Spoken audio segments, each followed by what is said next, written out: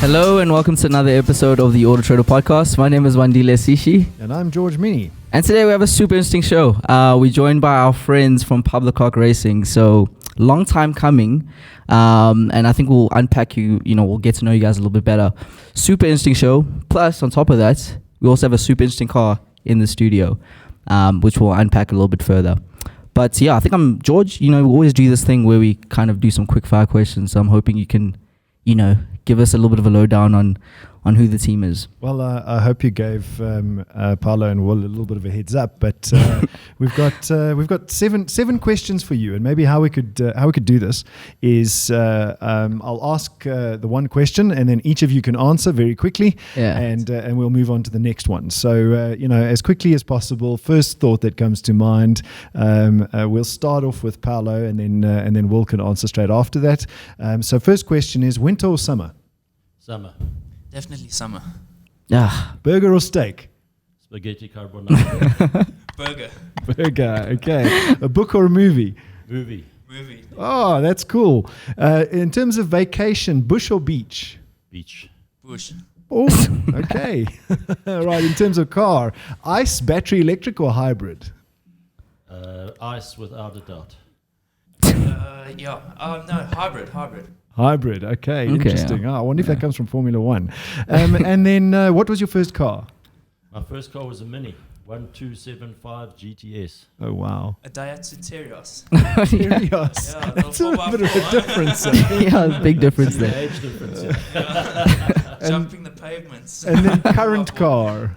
Fiat 500. Fiat A 500. Suzuki Swift Sport. Oh wow! Okay, very Okay. popular car at the moment. Thanks, That's it, gentlemen. That kind of is a little bit of an icebreaker to get to know you. What's interesting always for me is the personality of somebody comes out in a book or movie, bush or beach, and usually what they eat, burger or steak. And, we've never had spaghetti before. That's definitely that's all Should script. be on the list. Exactly.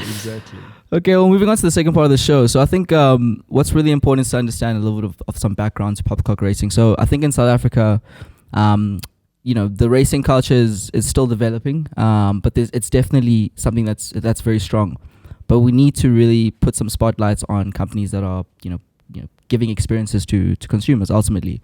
But I think for a company you guys have been doing this for what, 40 years now? Yeah, exactly. Since 1981. Yeah, so I think nobody would probably know the industry or the racing scene as much as you guys. So can you guys just give us a little bit of a breakdown with regards to racing in South Africa, its current state, and what you've seen over the years? I think racing in South Africa right now is in really good shape. Yeah. Motorsport South Africa is the governing body. It's extremely well managed. And so I think that's like with any organization or sport, that's the beginning. There are a lot of racing series that are running nationally and regionally at the moment, which are extremely successful, big fields of cars. For example, the BMW Club Gauteng has their own racing series, and they have entries of up to 50 cars on the grid. Volkswagen has been a big supporter of motorsport in this country. All the drivers that we know of that are racing internationally at the moment, in GT3, for example, the Van der Linde family, Jordan Pepper, they come from the Polo Cup series in South Africa. Toyota is also playing a big role now in developing talent. And then separate to that, you need racing series, big grids in hatch type cars, BMW. Of course. Then we need to look at the international scene. GT3 back in South Africa, the 9 hour has now run for a couple of years at Kyalami. There's a really good chance we'll get a Grand Prix here. So that's exciting. Fingers crossed. And then we need to look at the industry. Yeah. Not many people know that the front-running cars in most categories of the Dakar are built in South Africa and supported by South African teams. Glen Hall with Toyota Motorsport, or Toyota Gazoo Racing, is right near Kyalami, an amazing business, world standard. Yeah. Stuart Thompson, the same with the buggies. Redline Racing, also producing off-road cars that are extremely successful internationally. So there's an industry here that is really at the summit of what's happening internationally. Okay.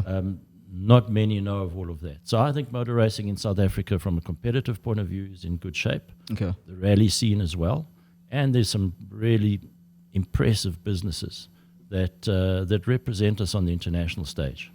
I mean, that's surprising to me because I was under the impression that motorsport in South Africa was a dying breed. I mean, when I've heard people talk about motorsport in South Africa, it's so expensive to get into, and you can't compete internationally, and all the negative stuff. And what you're saying is that's actually not the case. I don't think that's the case. I forgot to mention, there's a very strong karting scene as well. And today, look, the sport's different to what it was 30, 40 years ago. 30, 40 years ago, if you had 6 races at Kyalami in one season, it was a lot. It's a bit like the rugby. Look how many test matches we're seeing today. 30, 40 years ago, it was an event because it would happen once every 2 months. All the categories would be in one race program on one Saturday. Today, there's so many different categories of motor racing. So from a spectator perspective, that waters down the spectator support. But the activity's there. And if you want to go motor racing, start in the karts. If you're of a certain age, get a hatch and go and start racing club racing, or get a BMW which is not too expensive and not expensive to run, and join the BMW Racing Series. Great way to start. It's a great way to start. And I mean, our very own Sean Nurse was asked by Toyota, the GR Cup. Is it the GR Cup? Eh? Yeah, that's right. The GR Cup to be one of their drivers, which because he's the only part, he's the only person in the whole of AutoTrader who has a racing license.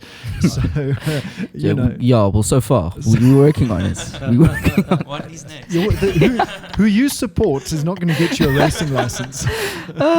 You try everything, I mean, who knows? Maybe after today I may be converted. They should take Lewis Hamilton's racing license away. They should. What?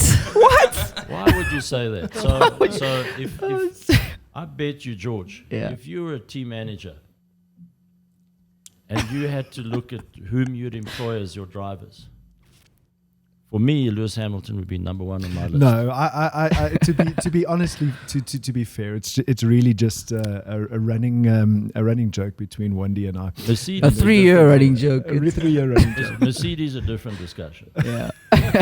Let me ask Will, from a competitor point of view, I think George mentioned something that's quite important. He said it seems like it's a dying breed. But do you feel from a competitor point of view that the youth is not really taking up racing as much as the older generation? Because I think that could be a problem.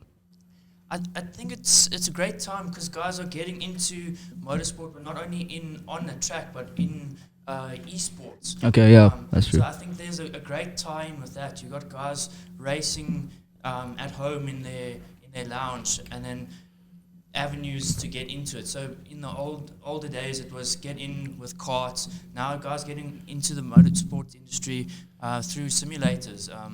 Enjoying it there, and then finding themselves in the actual seat of a race car. Yeah, I've seen that a few times. One of my good friends actually was he races on Gran Turismo, and now he's one of the top 10 in the world, and he's looking at doing the transition. Is there a close link between simulator racing and actual racing? There is. In the sophisticated simulators you get today. There is. You guys have got a simulator, right? We have 2. Yeah, we've got 2 simulators. We've got a Formula 1 full-scale simulator, which we do great branding activations with that, and it's a little bit more arcadic. And then we've got a Fanatec GT3 simulator, which is super realistic. It's got all the feedback. You can feel the ABS kicking through the pedals, and that's more realistic. And that's where you see the guys practicing before they go out on track and having actual competitions. You've got the Le Mans 24-hour with guys racing real cars, and you've got guys racing simulators for 24 hours as well. I've actually been on that simulator, and I actually got beaten by one person. Do you know who that is, George? It was a real racing driver. Lewis Hamilton. No. It was Tamsin Pepper. We actually had on the show. So she's the only person who beat me on that day, to be fair. And there's, I've heard rumblings that you're also going to be setting a time on that simulator. Yeah, so we're partnering with Pablo Clark Racing at the Festival of Motoring, which we'll get to in a second, after we've kind of discussed this very interesting car in front of us here. But yeah, I'm going to attempt to set a record on the simulator at the Festival of Motoring, and then whoever beats my time gets entered into a competition. So in order to get entered into the competition at the Festival of Motoring, you have to beat my time. But I must warn you, I'm going to go and spend almost an entire day in that simulator. So it's going to be a little bit of kind of progression to get to my time, but I'm going to spend a day in that simulator to try and set a really good lap time. But talking about simulators, I suppose it is a truth in that aircraft pilots, they train predominantly on simulators to learn new aircraft before they actually get to fly the thing. So I suppose if the technology is there, it really is a realistic environment to learn to drive a car around a track. It's a massive feature in Formula One. The budget cap, which we're probably all familiar with now, but a number of years back, testing became controlled by Formula One. Predominantly to ensure that teams with lower budgets and not necessarily all the finances to go testing every day could have an even chance with those that had more finances. I think that initiative backfired because all the money was then invested in developing simulators. So today the Formula One drivers are in a simulator probably every day of the week. They're probably driving more now That's than where they they're were training, essentially. Yeah. That's why Hamilton's getting so good. And the sophistication of those simulators is what we then see coming out in what you can buy, publicly. But that's a good thing for technology, though, because now you can have the average individual who can't afford to race in one of these. Now kind of live out some of their passion because they can race somebody in another country, for instance, because of the internet, right? And the competitions are exactly like that. You're racing people from around the world. It's not like you racing a time. It's great. Look at Netflix, Drive to Survive. Look at, the movie Cars. Yeah. And now simulators.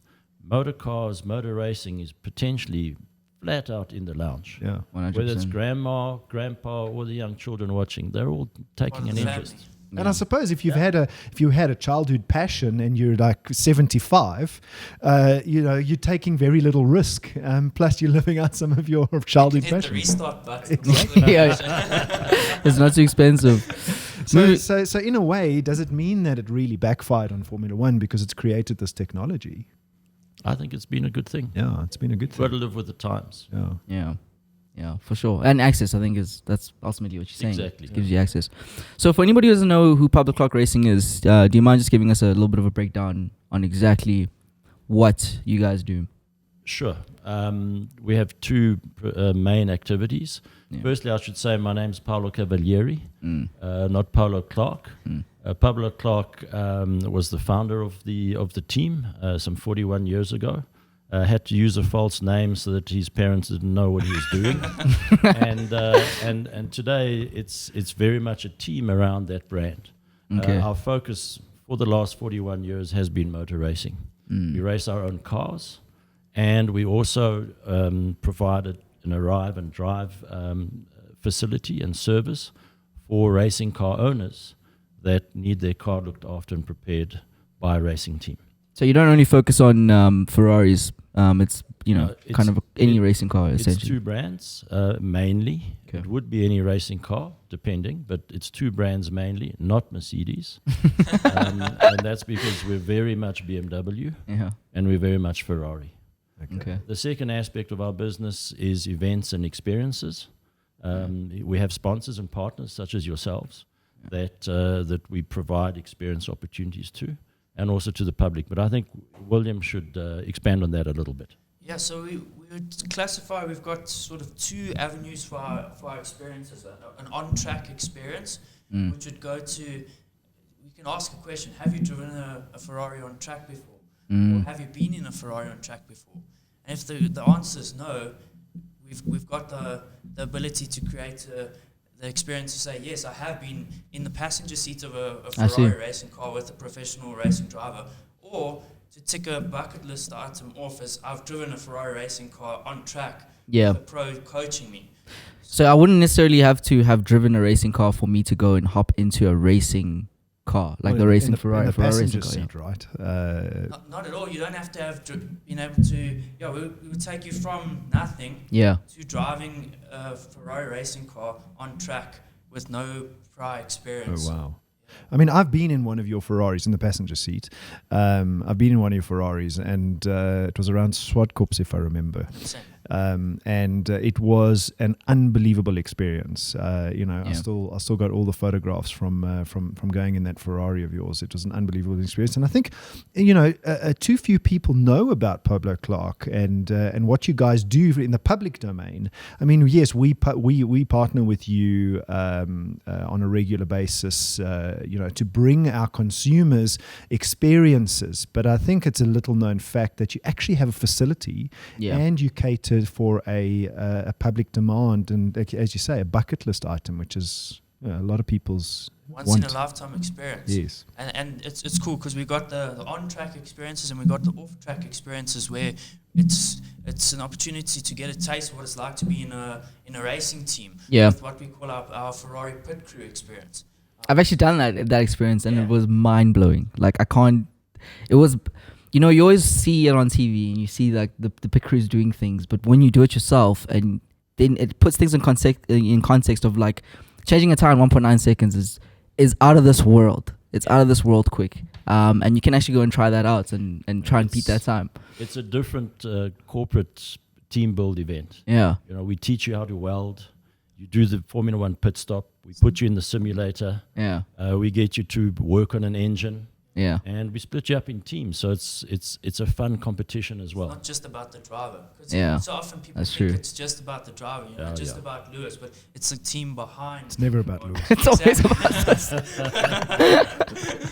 But yeah, no, that's so true. It is bigger than just the driver. Ultimately, I think it's like any business and any sort of scenario in life. You do need a team if you're gonna win, and it's a great way to kind of experience that. So let's talk about this car. Yes. You brought it into studio here for us. Did you drive it here? That's the first question. We'd love to drive it. It's a pure pucker racing car. It's a sports prototype, 2-seater. So I think the potholes and the speed bumps would be a bit of a problem. Okay. Where on the street is you can actually go and drive this car? Like it's not. So this is a racetrack car. It's a Yeah. pure racing car. It's a great example of what I was saying earlier on about our industry here. The car was designed and built by Matthew Nash, Yeah. a South African based in Johannesburg.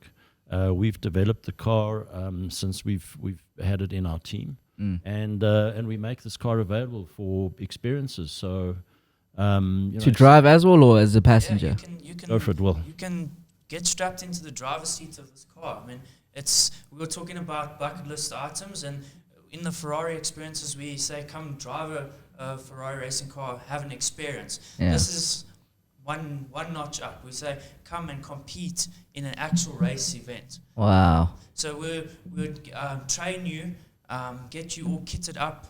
You would have your own tailor-made race suit.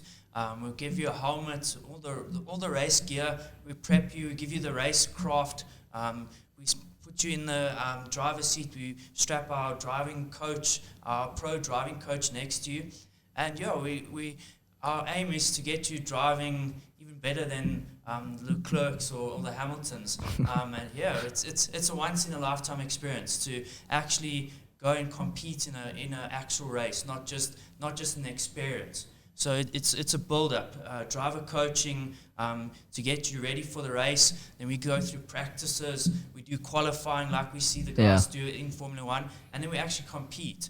So we get you a racing license. As I said, you'll have all the equipment, the skills, the race suits. At the end of the day, you get to keep that race suit. Wow. You get to go home with the helmet as well. So how long does that progression take? So, I come there, I'm green, Trust me, I'm green. I'm green, and I want a racing license. Okay, so you mentioned that you can walk away from Pablo Clark with the racing license. How long does that take generally? I mean, I know like Hamilton will take like 3 years, and another person might take 3 weeks. But how long does it generally take for the green individual? So we would start with a Wednesday afternoon. We would do our training on that Wednesday afternoon with our driver coach. He's our in-house pro driver coach, so that's his job, is to get you from green to checkered flag, so to speak. So it's a process. I'd say the full afternoon with him in the car would be enough to get you up to scratch, and then with the practices on the Friday, and then it's not rocket science. It's driving. But would you have to drive for hours and hours? I mean, I would imagine a couple of hours, you start to get the feel. But racing license material, what does that actually mean? So let me come in here. So we'd get you a regional license. Okay. In order to get a regional license, you have to have a driver's license. Yeah. That's it. Obviously, not a bought one. You have to teach them to drive. We would then check that out when you come to the private coaching session, as William has described, and we'd have the track to ourselves. Our driver coach with you, and you'll drive for a number of hours, get in the car, get out, have a rest, chat about the lines and where to brake and what gears to use. And by the end of the day, you should be fairly, competent with the car. It's not difficult to drive. We then enter you in a race meeting. You'd have a Friday where the official practices take place for the Saturday's race meeting, and then Saturday race. Ideally an endurance race of an hour or two.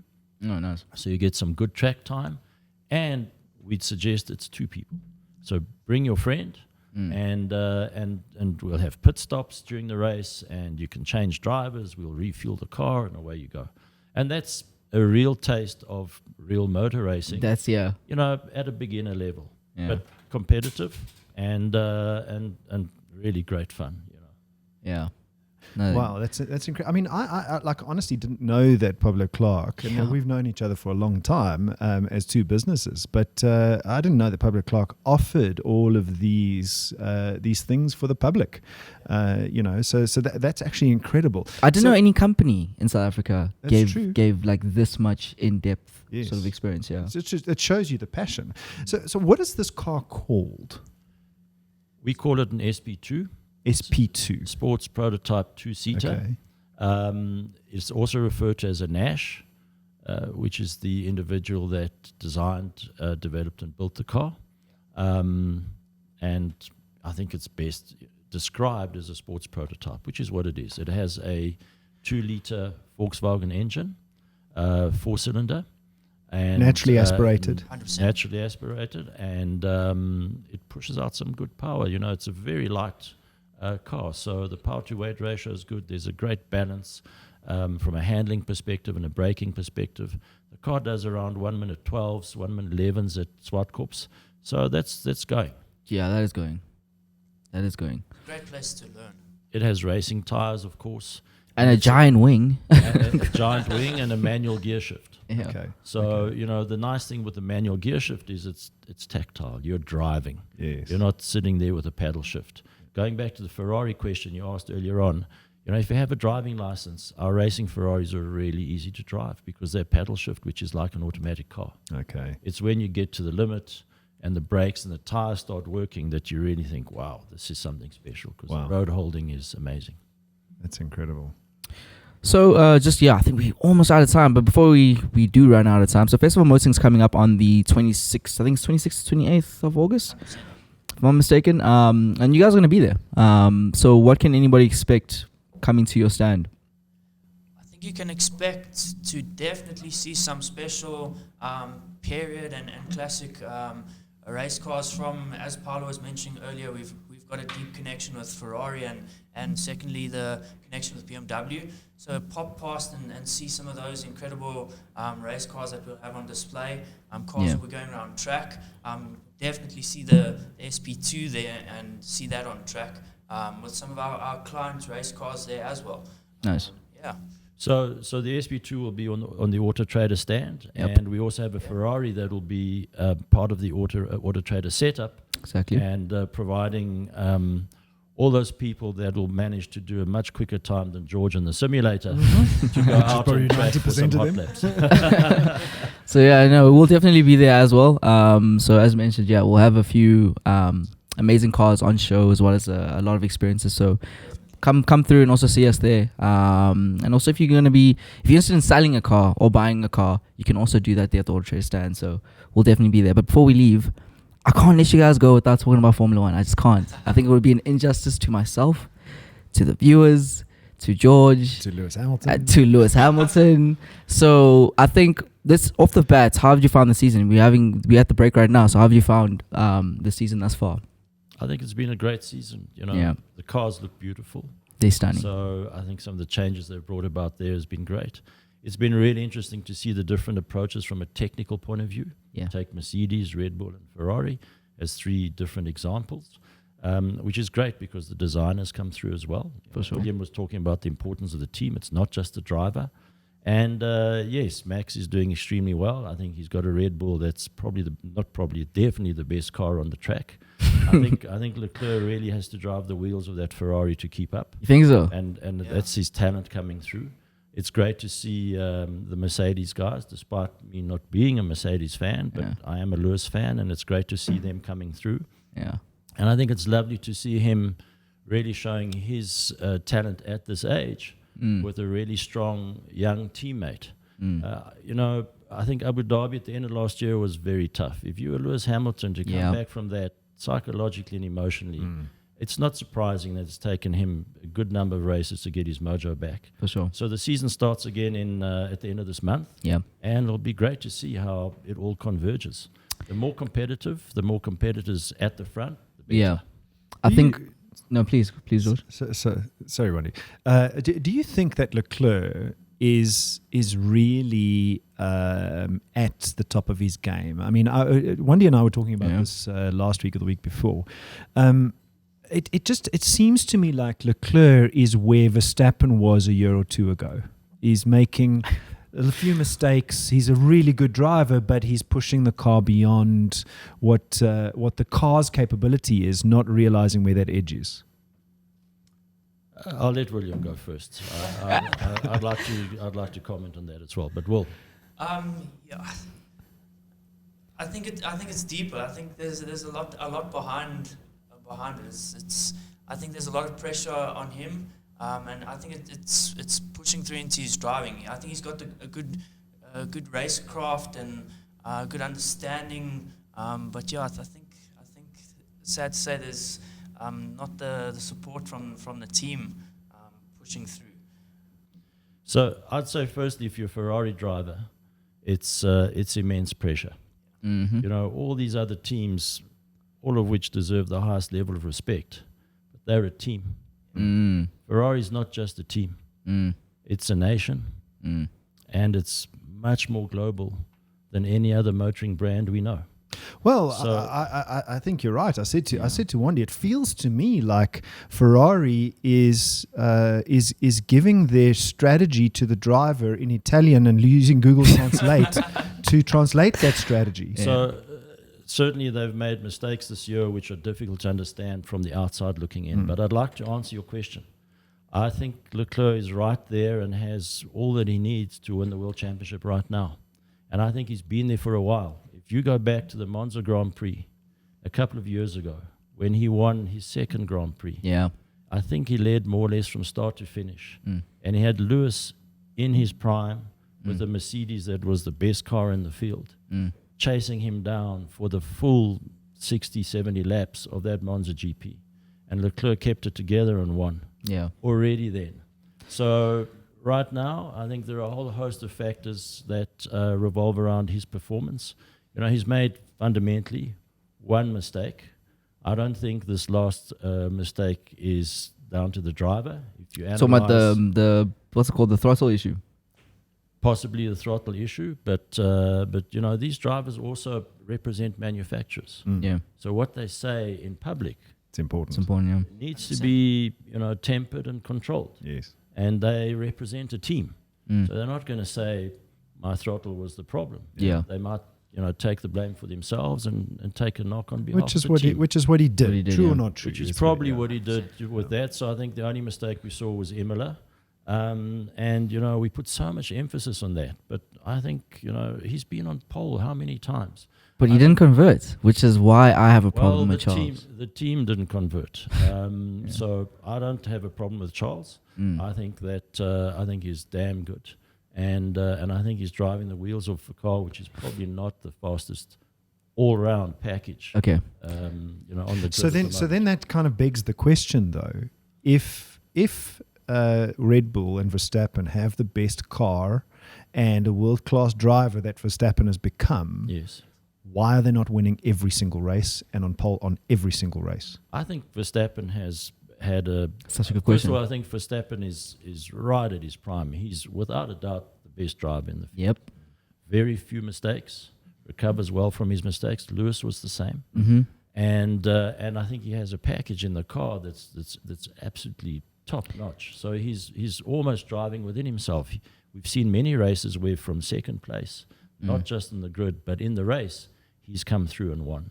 So I think they're dominant at this moment in time. Yeah. But not that dominant that without a little issue here or there, I won't say mistake, but issue here or there, the others are close enough to be able to. So they're the leading team, but the dominance factor is not there like Mercedes had a couple of years back. Almost. Yeah. This is an Adrian Newey car as well. And Newey has produced At the top of the game, amazing design, range of cars over the years from Senna Prost days to today. I think there's one thing that was not emphasized enough, and I think Max is just that good now. You're quite right. Last year was the greatest simulator you'll ever get, going up against arguably one of the greatest of all time, through and through for an entire season. You're not going to come back the same. You're going to be a lot better, and I think now he's at a level where I think not even Charles can keep up. I don't think even Lewis can keep up. I think he's, my personal perspective is the difference between the Verstappen from last year and the year before and this year is his emotional Intelligence, his emotional intelligence and his head is in the game. Whereas before he was a little bit of an emotional, unstable character. He would make decisions, get angry, and that would affect his race. That was my perspective. This year, I see a very calculated individual. Somebody He's matured. Yes. He's matured, and that'll continue. Also, let's not forget that for all the other teams, other than Mercedes and Red Bull are absolutely sharp given the competitive situation they've been in the past couple of years. Yeah. And I think that, that sharpness comes with time and competition. So Ferrari will get there. Yeah. Hopefully McLaren too. Hopefully some of the, lesser teams that are further back in the grid. It'll be great to see, a more balanced or a more equal, a more equal set of competition across the teams. For sure. That is literally all the time we have for. I think we can keep going on and on and on. But thank you so much for coming through, gentlemen. It's been an absolute pleasure.